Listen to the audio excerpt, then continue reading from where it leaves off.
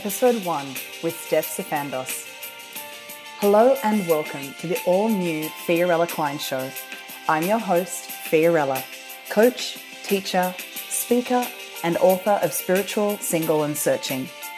Each month, I speak to thought leaders around the world on how to have a healthy relationship with self whilst balancing fulfilling relationships in every aspect of your life. It gives me great pleasure to introduce to you our first guest, Sifandos. I came across Steph on social media a while back and was captivated by how powerful his presence was and the ability to speak to self-leadership and love with such consciousness and a great sense of humility. Steph himself is an international speaker, author, and coach. He's incredibly qualified and holds, for example, a degree in behavioral science and philosophy, NLP, hypnosis, Reiki, Ayurveda, life coaching, and holistic health. His extensive knowledge has seen him become a well-respected mentor and trainer to some of Australia's top professional sporting teams, professional individual athletes, and professional world champion fighters, Olympians, gold medalists, and elite special force soldiers. However, Steph primarily considers himself a relational alchemist, where he is able to achieve transformation in relationship through conscious connection. He guides individuals in connecting wholly and authentically in relationships, something that I know my listeners come to me to get some great advice on. So Steph, welcome to the show. It's a real pleasure to have you. Thank you for that very flattering introduction. Deeply humbled. Thank you.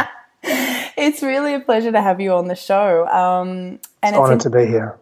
Look, Steph, it's interesting because you speak a lot to some pretty amazing, juicy subjects. And I guess what I'd really like to know is a little bit of your background, as in what inspired you to dive so deeply into the field of relationships? Yeah, to be very deeply transparent and direct, it was the breakdown of relationships, and the assumption of responsibility that I took for the part that I played in that.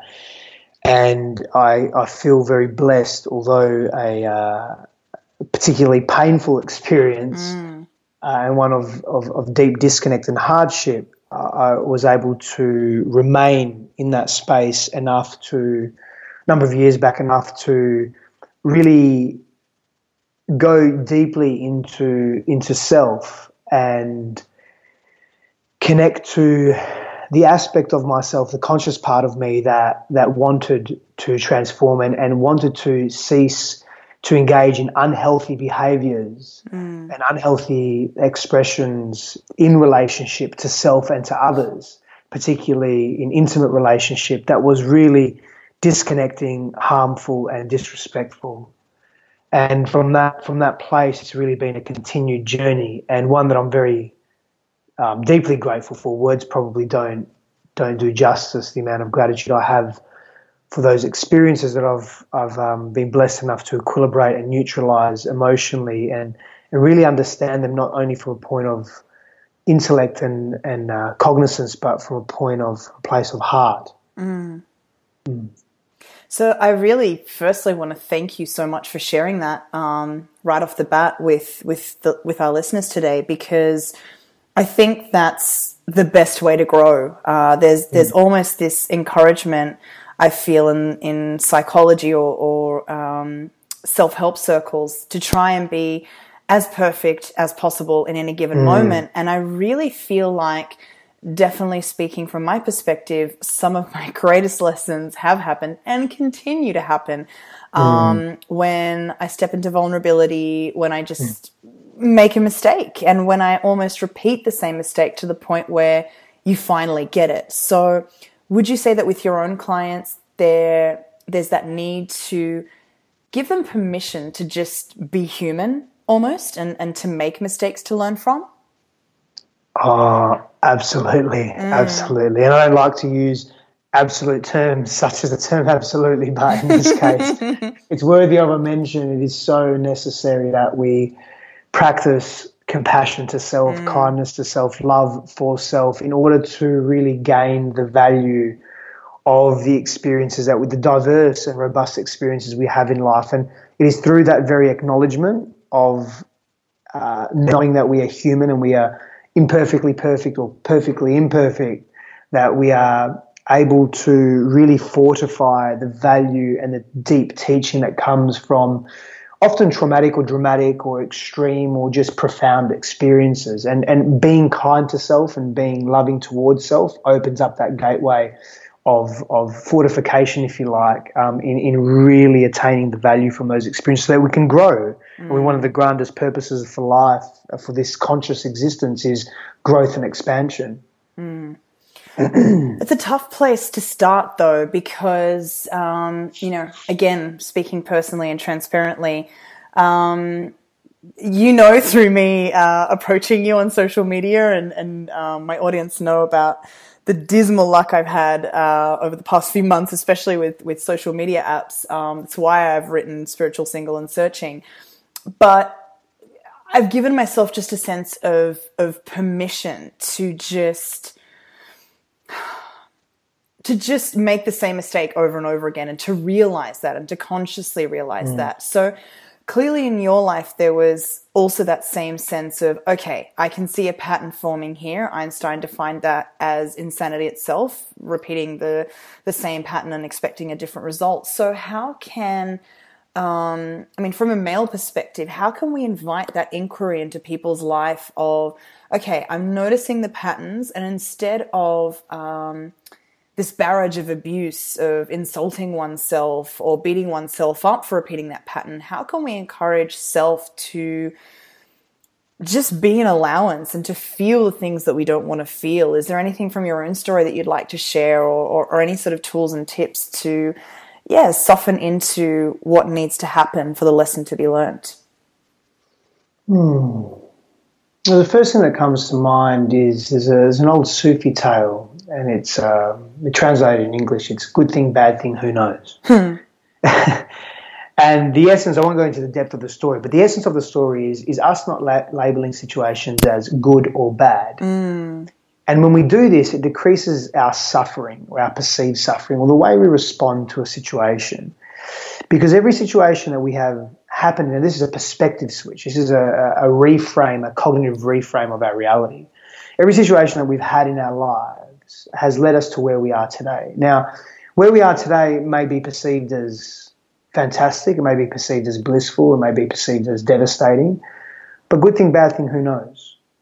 So if we approach life from that perspective and understand that life is a continuous flow, we are calmer in that space, in the face of adversity or challenge. And in that calmness and in that connection, we transcend into what I call an open state of being. And an open state of being allows us to feel courage, allows us to experience fluxes of information that come to us that we wouldn't otherwise see if we were coming from a closed state of being, so from a place of fear or scarcity or restriction or constriction. And in that openness, we increase our ability to perceive, our perspectives broaden, and they also deepen, our vantage points change, and we're able to see elements of that situation that can really be of great value to us, as opposed to elements of the situation that we're purely focusing on the negative or the difficult aspects of that situation. Does that resonate with in alignment with your question?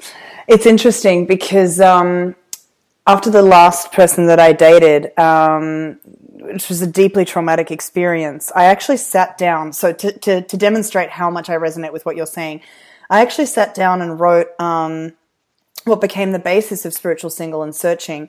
I wrote 6 really deep things that not the person themselves, but the experience taught me and thus enriched my life. So that there wasn't a gratitude to the person of, oh my gosh, you've come into my life as a teacher, which essentially is what happened. But to be able to, exactly as you've just said, be an alchemist and transfer what could have been and what was for some time a traumatic experience into so much learning. I mean, for one example, for anyone that, is listening to this podcast or come across me for the first time, my relationship with my father has been improving and growing and changing ever since I stopped dating this person, because I realized that I was transferring a lot of father figure aspects to this relationship, and sort of the closer I got with this man, the less need I was having with my own father in my life, which is not something that I necessarily recommend to any woman or any man with their relationship with their mother to do. But, I could sit down with my father and say, I've noticed this pattern in myself and I just want to figure out and heal things with you, rather than try to play out our story in a relationship, which is not helpful to anyone. So I really love what you're saying here to, embrace each story as a learning, as opposed to, oops, I did it again, which is an incredibly crippling frame of mind to engage in, I think. So yeah, beautiful suggestion, actually. Thank you. Thank you.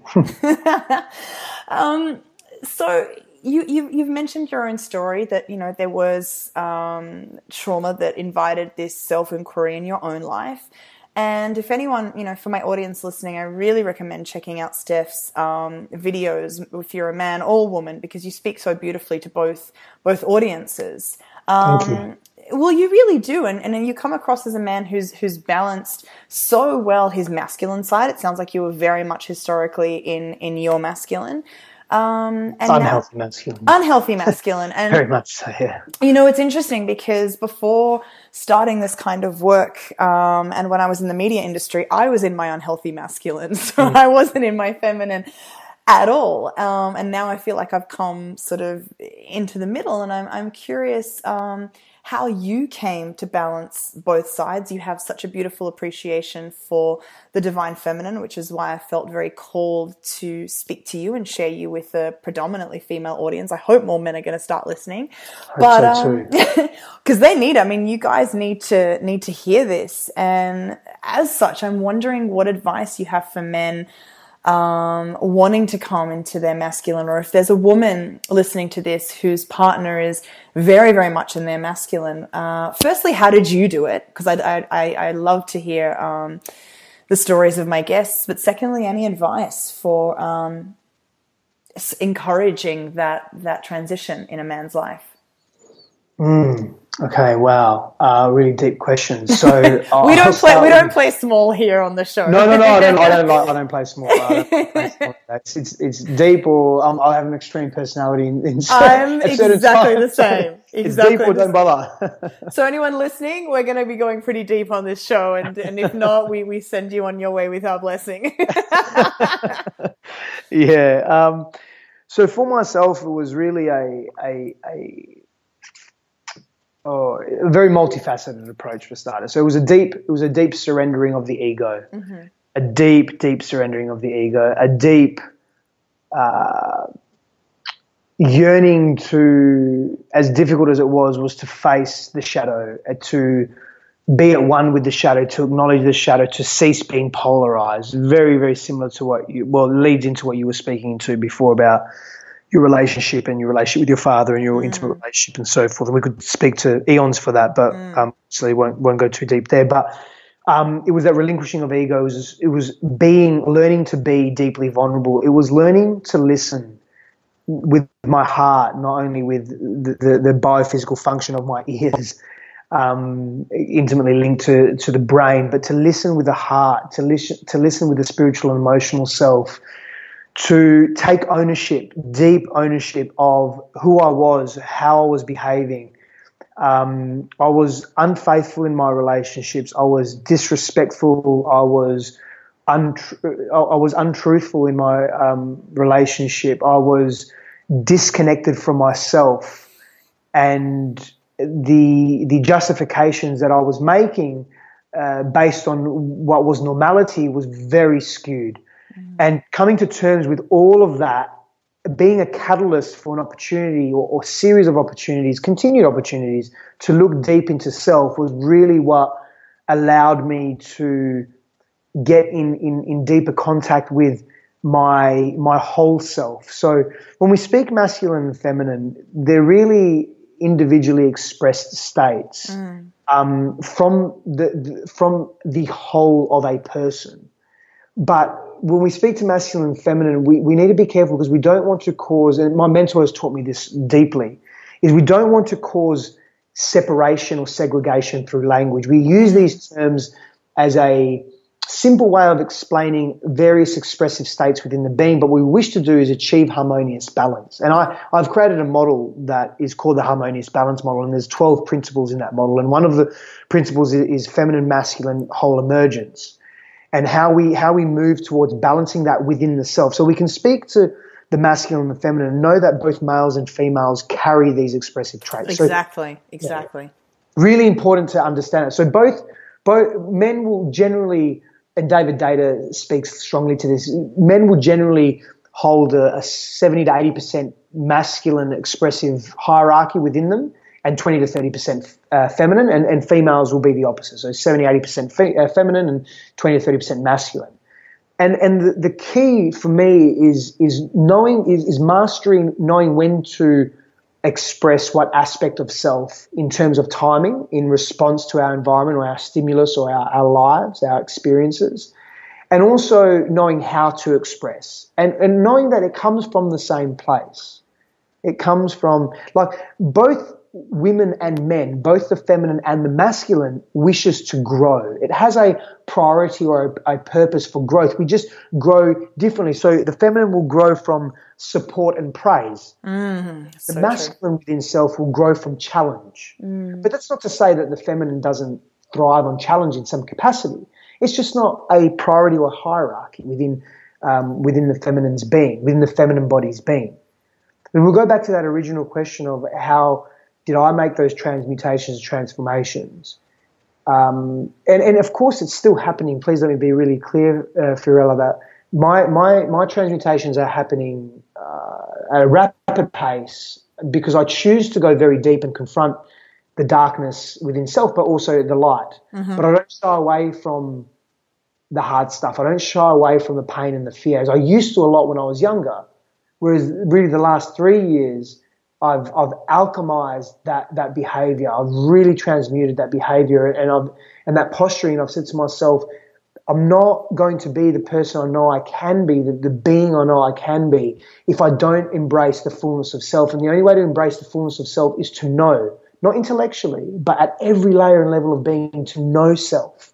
So therefore, be familiar with self, much to the ego's despise, because it's the ego perceives it as dangerous because it's unfamiliar. It's good at suppressing what is not accepted generally by self or society. So it's for the men out there, it's taking ownership. So I have another model, and it's called the conscious warrior model, and it's specifically for the masculine. So it's for men and women, but more so for men. And it's in one of the tenets, one of the key principles, with there's 12 in that model as well, is taking deep, complete ownership for self, actions, behaviors, ideologies, posturings, past, present, future. But that ownership is so important for us to make a transmutation that is in alignment with our purpose and our values and our truth, our authentic being. And if we don't do that, we lose the opportunity to tread that path. And then what happens is our relationships are deeply affected, like profoundly affected, negatively.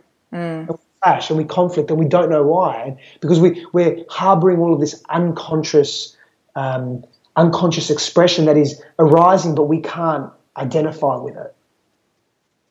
Yeah, there's so much there around. I want to speak to ego for a minute, and I'm so happy that you brought that word up, because I feel like there's a lot of misconception in popular psychology. It's a word that we throw around a lot, and I sort of would love to have a impromptu maybe unmasking of how we both see it. And I think for me, in my work with my clients, I really see ego not as something that should be shut up or something that should be transcended per se. As a yoga teacher and meditation teacher myself, I hear a lot about we need to transcend the ego, we need to completely forget it. How I see it is it's that wounded child. So I talk a lot about core wounding, and we have these core wounds that happen as children, usually around 5 to 8, and there's one big wound that happens at that age, and then everything, just like layers of an onion, builds on that core wound. I often take clients back and we look at memories. You know, what's that first clear big memory of feeling less than or feeling scared? And the ego makes a promise to itself: I will never allow you to feel that way again. Self-preservation is priority. Exactly. So we go into self-preservation mode, which that's not really, that's fight or flight, which is where 90% of society is stuck these days. And we wonder why everyone has anxiety, and our health is where it is. Yeah. It's, you were talking so beautifully about flourishing and blossoming and being in flow. That's not going to happen if we're in that sort of state. So for me, I tend to not vilify ego. I tend to really encourage people to see it as, and this is probably for me the biggest tip about how to have a stronger relationship with self, exactly as you were saying before, is self-compassion, and to not, when the ego is saying, oh, well, Steph, there's no way you can come on a show, you know, that's mainly for women. What the hell are you thinking? Like, of course. And so I would actually say the opposite. Of course you should come on this show, and who cares if you make a fool of yourself? But ego wants to keep you safe. So that's kind of how I see it. I see it as a part of ourselves that at all costs wants to keep us safe. And I'm curious if you've got a your perspective on it. Yeah. Are you still there? Mm-hmm. Yeah, okay, sorry, just there was a time lapse in my sound. Look, I completely, deeply resonate with your connection to what the ego is, and I'd love to expand on that if I may. Please. Is for me, I follow tantric philosophy in many respects. So let me be really clear on that, though. It's a non-dual seva tantra, which it's the ethos and the philosophy of Tantra. And effectively what this does is that it's a non-ascetic ideology, philosophy, ethos, spiritual practice that really looks at the world and says, well, this world is here for a reason. This world is here for many reasons, and we can leverage these physical experiences instead of renouncing them. We can leverage them to move towards ascension. And then when we look at other intertwining ideologies or philosophies and points of wisdom, we can say that everything is all connected. And in that sense, my understanding of the ego, the way I like to look at it, is that the ego is the soul expressing itself in its infancy. So it's growing. That's beautiful. Yeah, that's really beautiful. Could you say that again? Yeah, sure. The soul... the ego is the soul expressing itself in its infancy, in the form of its infancy. So it's just immature, but it's the soul. It's part of the soul. It's part of the wholeness of who we are. And with that, from that perspective, instead of then eradicating the ego and shifting the ego, and we can still transcend through the ego, not past the ego, or we can transcend past that, which is a play on semantics, but we can still transcend the ego, but we acknowledge that the ego, because through acknowledgement we fortify value. We acknowledge that the ego is simply part of us, and instead of rejecting or denying it, we embrace it. And when we embrace it, again, we increase and broaden our vantage point. And from that place there, we are able to gain greater insight and foresight into our life circumstances. So for me, the ego plays an important part. It's there to self-preserve. And it's a voice that we have a capacity and can listen to, but it does not have to dictate to us every decision we make. It's there for a reference, for a vantage point. It's just like look at it as a board of advisors, or look at it as a military council. It's just one of the voices on that military council. I'm a fan of war, but on the board of advisors, it's just one of the many voices that. The trusted and revered voices that is there to protect and is there to guide us. But the conscious self, the ego is very unconscious, the conscious self needn't abide completely by the rules of the ego. That's so beautifully expressed, Steph. Thank you. And it's nice to meet someone who resonates with my idea, because obviously there are a lot of people out there. There's so many schools of thought on this, but I sort of really feel sorry for the ego side of our psyche being vilified or being told what to do and how to do it. And I'm sure you've seen in your own experience and that of your clients or people that listen to your Facebook live feeds, there's so much expectation and pressure that we place upon ourselves. So we really almost search for something to vilify within ourselves. That must be it. It's my ego. That's that horrific part of myself that I can't stand.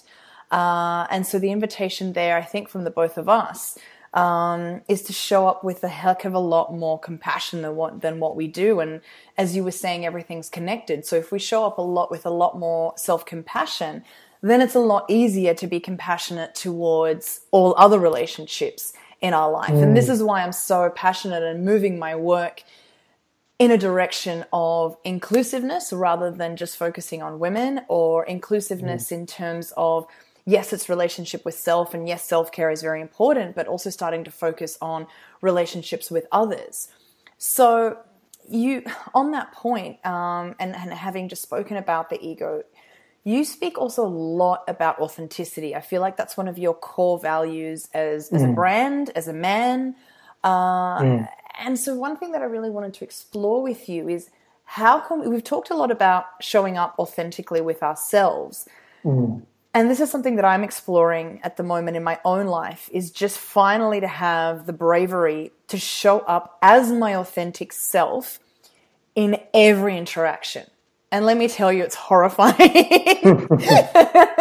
because I feel like we place masks, so many masks on, okay, I'm having a conversation with Steph now, so I need to put on my podcast host mask. And I'm having a conversation before jumping on with you. I was speaking to a couple of girlfriends. And instead of doing that, my challenge to myself is to just show up as Fiorella.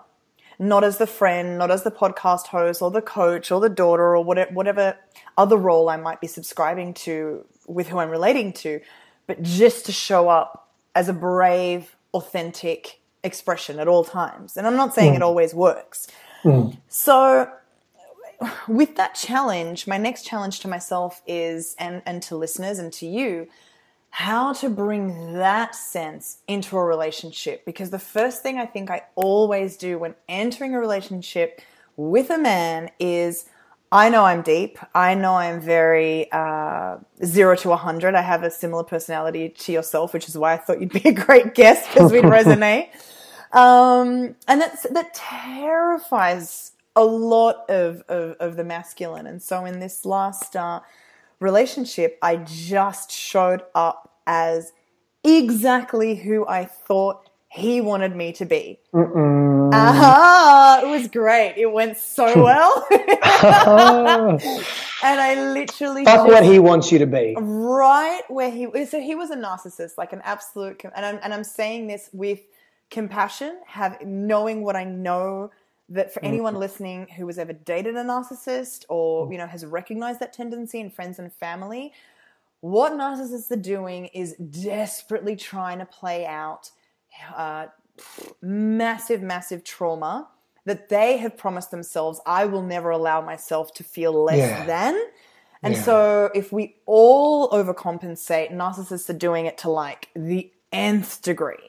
And we're not doing them any favors, and we're not doing their process and their journey justice by reinforcing that behavior. We're actually hurting them more, and it's sad. It's really sad. It's actually heartbreaking, and it's the saying that keeps coming to my mind about that experience and about all other experiences similar is that the cliche is there for a reason. Hurt people hurt people. Yeah. And so there was this just lack of sincerity on my behalf. I found myself making up stories to big note, just everything about myself to not feel less than around him. And as you said, bow was exactly right. So the next invitation to myself is, how can I just show up with a man and say, this is me, this is Fiorella, and it would be great if you feel like sticking around. And if not, that is totally fine. And I'm not going to take that personally. So Mm. I would love to know your tips of authenticity, bravery in relationship, and not taking it personally if it doesn't work out the way we want to. Yes, beautiful, really beautiful insights, Fiorella. Thank you. I really admire your vulnerability as well, and I hope your audience does. I'm sure they do. They do. I Beautiful. constantly get emails. Oh my Sure. gosh, you're crazy. But you know what, Steph? Similar to you, if my story helps one man or one woman, it was all worth it. Honestly, that's how I feel. It's just your story. It's who you are, right? And if one person can say, actually, maybe I don't need to date a narcissist, I can just slide right through that because Fiorella's story sounds horrific, then, as I said, it's to be of service, right? Yes, completely. So, let's just go back to a moment ago when you said, there's Fiorella, the podcast interviewers, Fiorella, the friend, the family member, the partner, and all of that. And we do have many faces to ourselves. And it's not a personality disorder or a bipolarization of self. It's just that in various circumstances and situations will call for slightly varied versions or expressive versions of ourselves. And I personally don't see anything wrong with that. Mm-hmm. Like how I behave with a friend that I've known for 20 years in a private setting and how you and I are talking now can be different. Absolutely. What, you mean we're not going to talk about like working out and protein powder together on this podcast? I don't talk about that. I don't know what you're talking about. I definitely don't. Those years are very, very far gone. Those conversations, many years ago. I'm just making fun of Steph because if any of the ladies check out his podcast, there's, a little, not podcast, your Facebook live feeds. There's a few videos of you working out, but I love the way that you do it in also a really vulnerable way and trying to make people realize, or the invitation is there of looking after the self as a whole. So physically, mentally, emotionally, spiritually, it's all there. So I'm sorry, that was a cheap shot at protein powder and working out. That's no problem. But to address the key question, which is really, really cool, it's a beautiful question you've asked. And again, there's layers to it. But the first part, this is really simple. It's one word. It's just one word. Intention. So when you have a clarity and intention of how you wish to show up, and that intention is aligned with your truth, you'll naturally be authentic. Now, you may express that in a different way, in a different environmental setting, in a different stimulus, but your intention is to just be you in that moment. And that's what will happen. You will be you. And it's the intention that lays the foundation for that action. And action can only come, it's passivity is the root of action. And in passivity is when we are in stillness and silence and almost emotionless. That's when we can set an intention. So when you continue to ask, well, how do I just be me? Well, in relationship in particular, that's a tough question, but it's also an easy question. Like, it's tough to execute because there's so much unknown and fear and unfamiliarity and discomfort around that. But the simplicity of it is love yourself enough to be you, because when you do not love yourself enough, when you do not care about yourself enough, when we do not appreciate who we are, what happens is we minimize ourselves and maximize others. We give others what they think they want. We develop regret and resentment. Towards them, we project that, and towards ourselves, and we lose ourselves in the process. Then we get angry at that person. That person doesn't know why we're getting angry. They then retaliate through their own wounding, whether they're attacking or defensive postures, and then we're in conflict, as a very simple example, right? But also a very common example. But the thing is, if we appreciate ourselves and love ourselves and begin to accept everything that we are and trust ourselves, so it is a matter of resilience. And resilience, the definition of resilience for me is our ability to recover from adversity. So whether it be childhood adversity or wounding, whether it be adult adversity, which usually stems back, whatever the challenge or the experience may be, the resilience here is that we are resilient enough to go into our stuff. To own our stuff again, to just say, this is me, who I am, wholly. This is me in wholeness. You can love me or leave me, but this is me. And I find great, deep satisfaction in living my life fully. So that, for me, that's power. That's authentic power.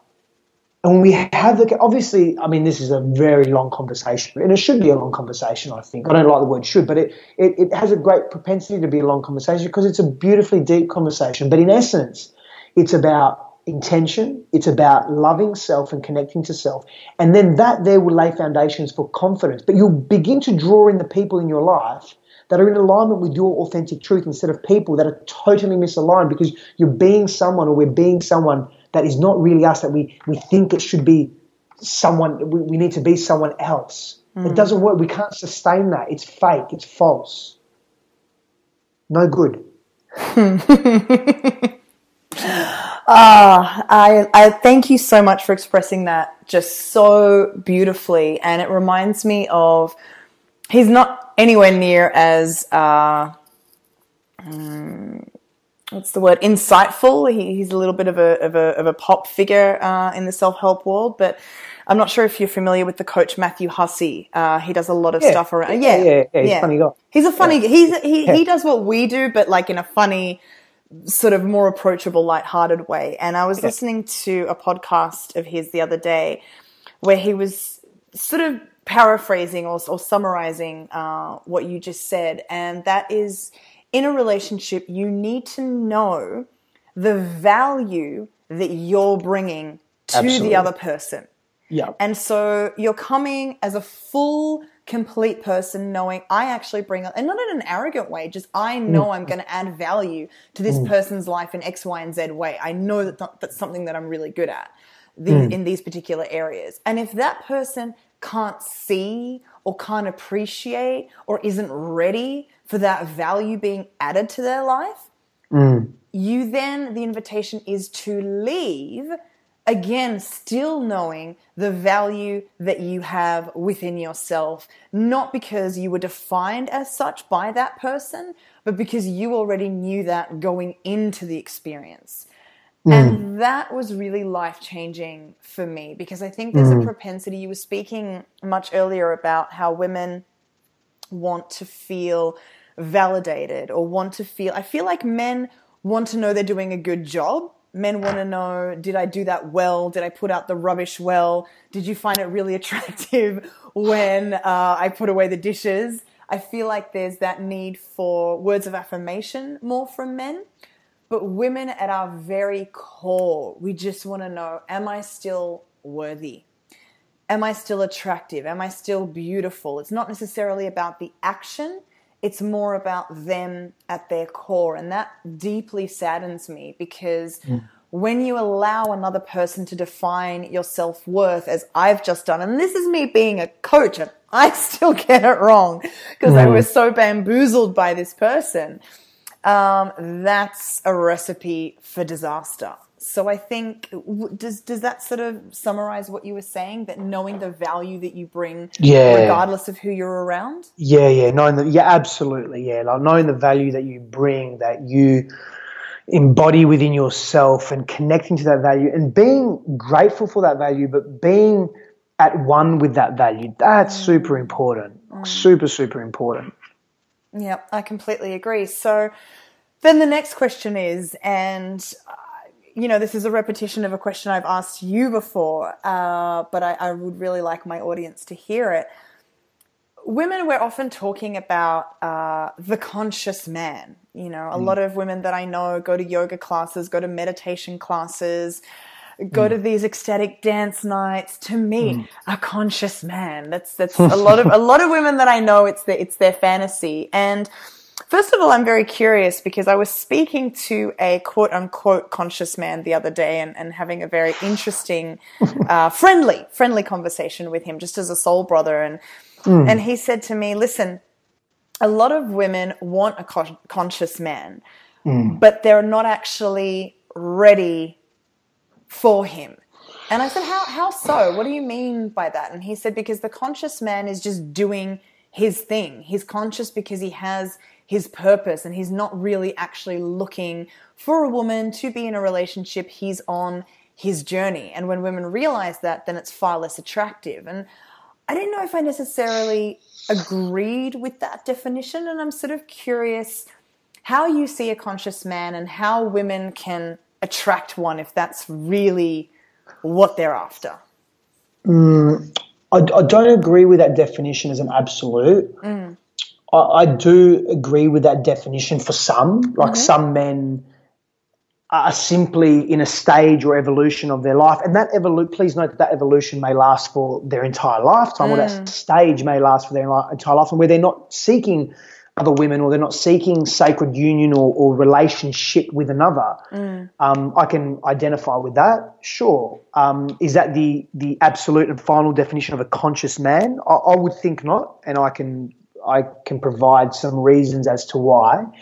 But my definition of a conscious man is quite, I suppose, broad and deep. And it's, for me, my definition of a conscious man is the model that I've developed, which is the conscious warrior model, which really outlines, it's not just an outline of healthy masculine traits, because there are many healthy masculine traits. It's far deeper than that. It's an embodiment and posturing of certain ideologies and perspectives and posturings that, when unified and expressed collectively and expressed in connection, really signify what it means to be a conscious man. And there are 12 principles in that.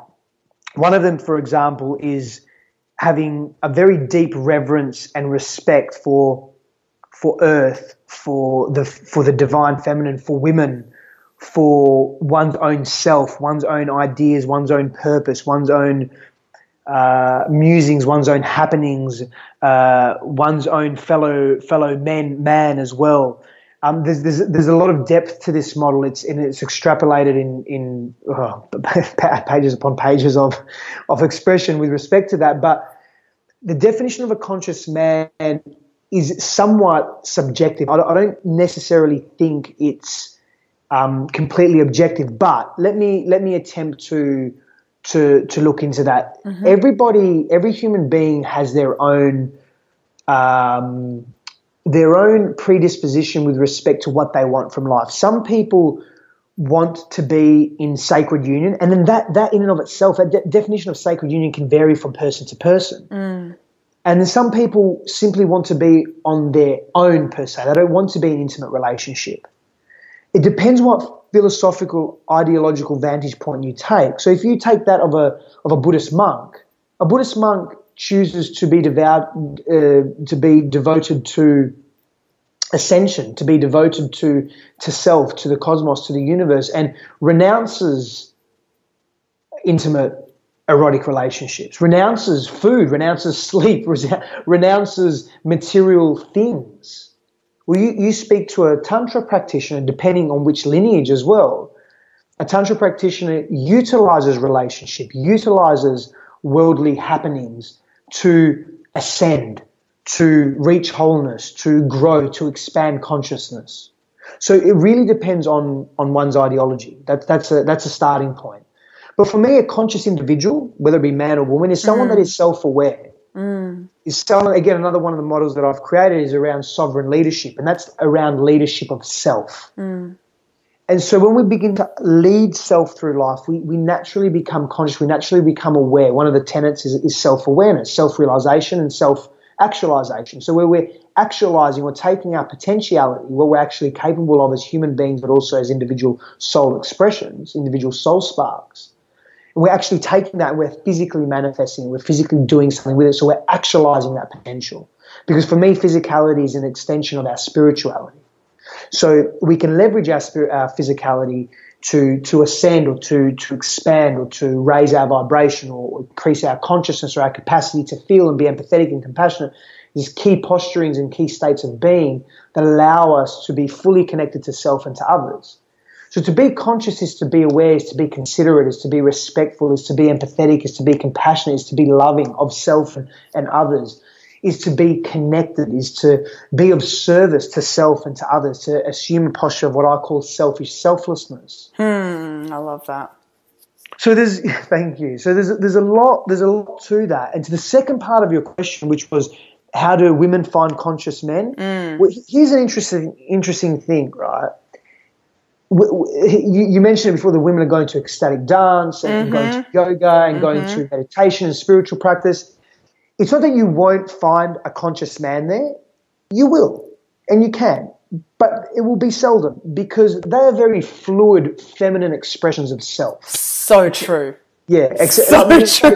You know, like the movement and the sound and breath. You know, men. I mean, the meditations may be a little bit different, but again, men, the masculine, it enjoys being on its own. It enjoys being in solitude. So to go to large group meditations, you'll more find, you know, conscious men or men that are wanting to find substance in relationship. You'll find more of them at those places for reasons of that, but also for reasons of their own growth as well. You know what's so funny? I know you're Perth-based, but it sounds like you've just described the Sydney scene so perfectly. And I have never found myself any of the men that attend. And hey, to any of the brothers in Sydney listening, one of my mentors, very dear mentors, is Tom Cronin, he and I run a lot of these kind of events in Sydney together. But kind of men that show up are very peacocky, very you know, want to hug every single woman, not just one woman, every single woman. And there's a lot of free love, and there's a lot of, you know, hey sister and hey brother, completely. And they are these very feminine men that are everything you've just said completely resonates. Well, we do that. We do that as people. We look at the various the waves of feminist movement over the last, we'll call it 100 years. Okay, and I believe very deeply in equity, very deep in equity. But you look at the feminist movement, like you look at what happened and you look at any collectivist revolution, right? It moves from one extreme to the other. So we're talking about extreme feminine dispositions to then to females, many females assuming very rigid, unhealthy masculine roles, so to speak. And you look at it in this time, men that want to change, and some people may really disagree with this. And again, like when you're looking at a perspective from Tantra, there is a natural order to things per se in terms of how we express ourselves, of how men and women and the feminine and masculine expresses themselves both within men and women. And you're looking at men, and not we've all, but I've been there as well, where we move through these almost immature states of development, and we begin then to many, what you correct me if I'm wrong, you're just in where you are from your experiences. It's not about wrong or right, but correct me if I'm not resonating here, but you're probably noticing very feminine men out there. Yeah. So there's this extreme polarization, and what happens is, again, in my harmonious balance model, I speak to this. We need to, as human beings, there's nothing wrong with that. It's beautiful, actually. It's perfect. It's actually perfectly imperfect and imperfectly perfect, because we need to oscillate between one extreme and another to find the balance point, to find what Buddhism calls the middle path or the middle way. Now, but here's the problem that we have as humans, as beings, men and women, is we oscillate too much too often. Yes. We do it for too long. That's the problem, and that's why we're so extreme in behaviors, and that's why we're so out of balance and out of whack. We're not learning quick enough, for lack of a better term or lack of a better explanation. So placing more energy and emphasis and intention and attention to that, so we can decrease the length of the oscillation, the frequency of the oscillation of extreme behavior, we find that balance point between, in this case, masculine, feminine, expressive traits. Then we start coming from a healthy place within. And then we start to attract healthy individuals, because we're very clear on what we want in our lives and what we don't. And because we have deep faith in ourselves and we have deep trust in who we are and we love ourselves, we're very quickly to say, no, I'm sorry, you're a beautiful human being, but we're not in alignment. Next. Oh my gosh, that's so empowering. It is. And it's not, if you're coming from a place of love, and by letting that person know you're coming, and you let them know how you say it is obviously your core, but you say it, of course, in a compassionate, empathetic way, it provides them with insight into who they are as well and their journey. And then you move on. And whether it be a friendship, whether it be a family member, whether it be an erotic or intimate relationship, whether it be a casual one-night stand, whatever it may be, And there's no judgment around that. There's no, oh no, you can't have a one night stand. You're a conscious person. Well, what the fuck does that mean? Like, I mean, not that. I mean, I'm in a practice at the moment where I'm personally, and to share this openly, where I'm personally not practicing, one night or one event or one experience, casual encounters. But that's a choice. That doesn't make me a conscious human being in abbreviated commas. It's just a choice that I make at this point in my life. And I'm making that there's intention behind that. There's very specific reasons as to why I'm doing that. There's very specific reasons why I may be abstaining or I may be going within self. It's not because, I'm conscious and enlightened. Not at all. Nothing to do with that. It's just because I'm experiencing or experimenting or wanting to understand, not only cognitively but on various layers of self, understand various aspects of who I am and know those extremes, like know those dark places within myself. Shine the light on those dark places within me, but by me, and then allow others that I trust, respect, and revere to do the same, because that's an externalized perspective that can give me deep insight into who I am as well.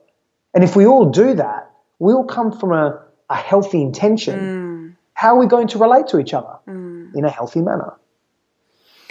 Oh, Steph, I think so many people need to hear everything that you've just said. I don't even know where to start. This often happens to me in podcast interviews where I'm just sitting there just captivated by what my person is saying, and so many things I want to speak to there. Gosh. That was wonderful, first of all. And I think it harks back to the word that you said before, intention.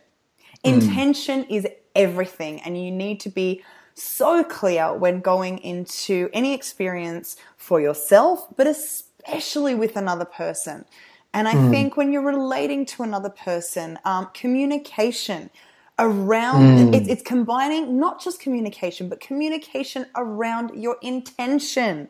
And I think that's where it all goes to hell, is that person A has their intention, person B has their intention, and there's no communication around it, but there's a heck of a lot of assuming.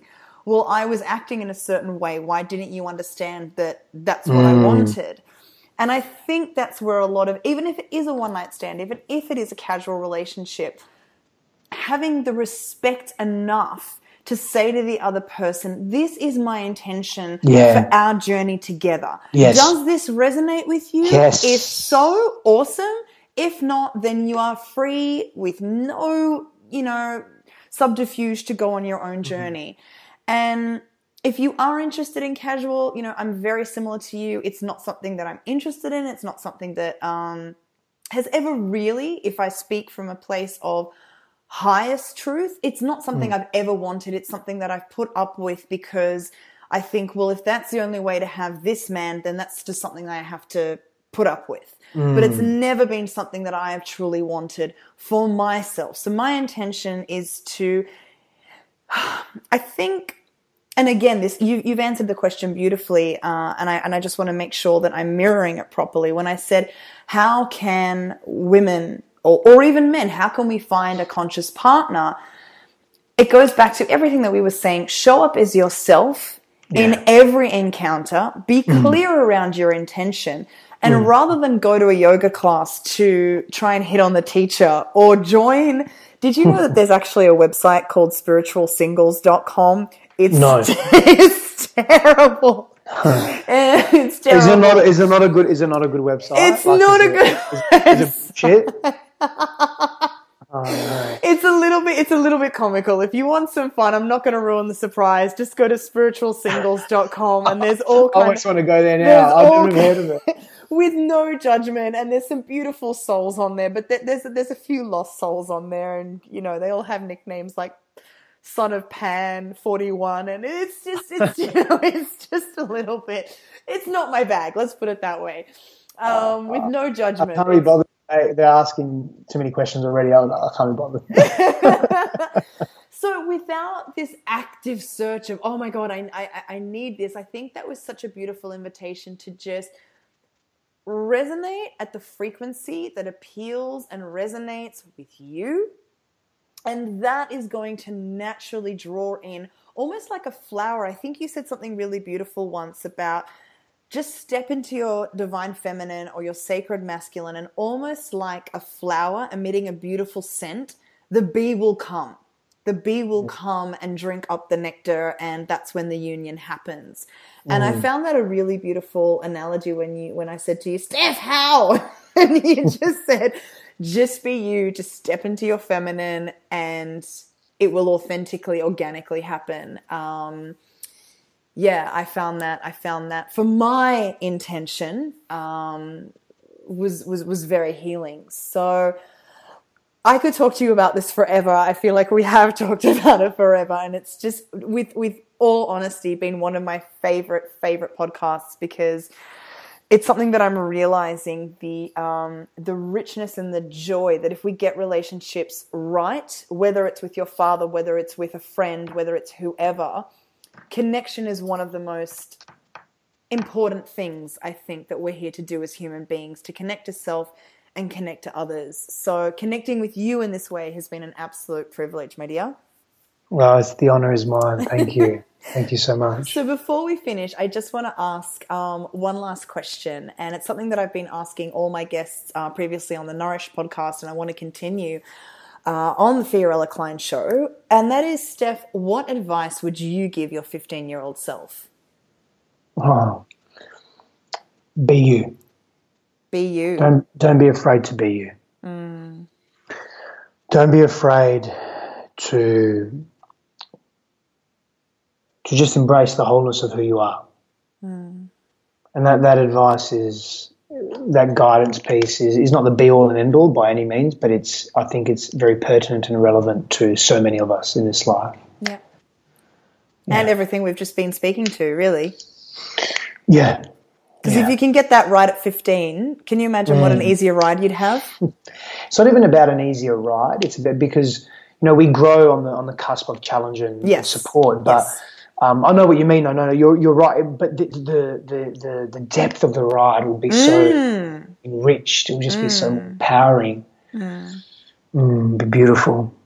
Amazing, Steph. Now, for everyone listening, where can we find you if they want to watch your Facebook live feeds or find more about the models that you've written? Where can we find your online home? And obviously I'll put links, but it's just great to hear that. Yeah, no, I appreciate that, Fiorella. I really, I love the way you, it's not even really an interview, it's just a beautiful, heart-opening conversation. I love the way you allow that to just come out. I mean, I can only speak for myself, but allow that to transpire in others. So thank you. I'm very grateful for that. That's a beautiful conversation. But to your question, www.stephsifandos.com, and you can access most of my models on my website. There's some information at the bottom. There's something called Steph's Universe, and it's a free membership portal, and there's a heap of information there that gives a base understanding for those models. And there's a heap of videos there as well. And Facebook is just Steph Sifandos. And Instagram is Steph Sifandos. It's just really simple. That's me. You can find me there, and my email is steph@stephsifandos.com. You'll find it. It's all on the website, all the contact details, and it's fairly straightforward. I'd be honoured to connect with whomever resonated. Well, you don't know this actually, but I've already recommended quite a few of my female clients to jump on and friend request you, because, it's funny. Out of a lot, no, you don't know this, so I'm telling you this live now on the podcast.